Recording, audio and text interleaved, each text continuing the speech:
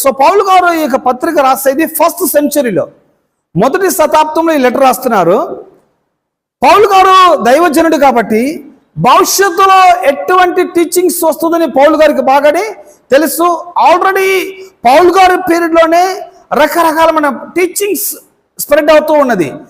So ప్రజలకి, సంఘస్థులకి వారు చెప్పేది ఏంటంటే, తప్పుడు మాటలు, చక్కటి మాటలు, మిమ్మల్ని మోసపరిచే మాటల ద్వారా వాక్యాన్ని చెప్పేవారు వస్తారు.